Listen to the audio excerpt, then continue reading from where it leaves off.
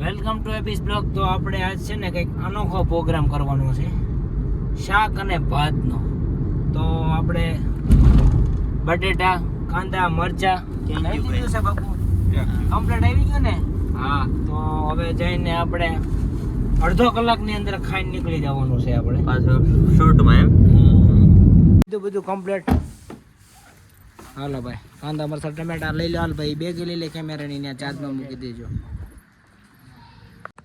અભી તે ખાધા નથી શાકભાત? ના કોઈ દી નથી ખાધા ને. આજ તું ખા એટલે તને જો એકદમ મજા આવી જાય. પિત્તળ જાડો થઈ જાય, તું પિત્તળ થતો થાય. આ ડેલામાં આપણે ગમે ત્યારે આવો, પ્રોગ્રામ ચાલુ છે. એવું છે? હા, આશ્રમમાં આવો એટલે શાકભાત તો ચાલુ જ હોય ગમે ત્યારે, એની ટાઈમ. તો એક વસ્તુ ભૂલાઈ ગઈ છે કે હમણાં લઈ આવી. રેડી? તો આજ આપણે શાક બનાવવાના છે ભરતભાઈ અને જીતુભાઈ. હા, આપણે ભાઈ ચાવલ ભૂલી ગયા હતા ને, એટલે આપણે જો બિરયાની ચોખા લઈ આવ્યા છીએ. એક નંબર. ભગત આ વખણાય છે એ આવડાતું કે તો ભાઈ ગુજરાતની અંદર ફર્સ્ટ નંબર વખણાય આ બિરયાની છે. એમ?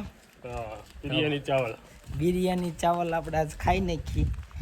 આ કંઈક વિદેશમાં એક્સપોર્ટ થાય છે નીતિનભાઈ દુકાનવાળાથી. હા, દુકાનવાળા ત્યાં પ્રોડક્ટ બીજી છે ભાઈ. અત્યારે હવે સન્નાટો થઈ ગયો છે. હવે સુરતવાળા પ્રોડક્શન બધું નીકળી ગયું છે.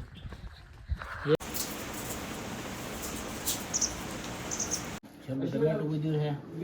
હવે છે ને શાક બનાવવાની કલાક તૈયારી. અંજલી હું શાક અને ભાત. ચાલો ભાઈ, આવી જાવ આપણે.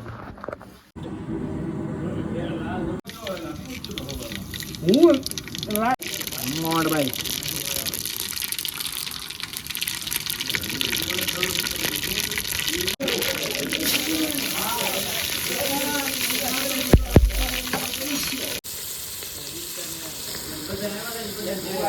આપણું કામ ચાલુ થઈ ગયું છે.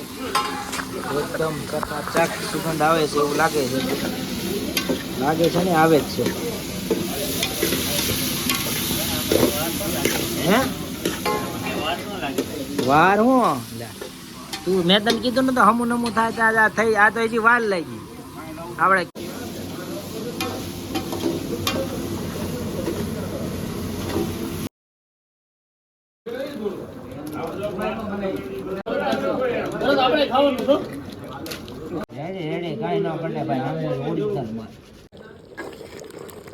એકદમ મસ્ત સુગંધ આવી રહી છે ભાઈ.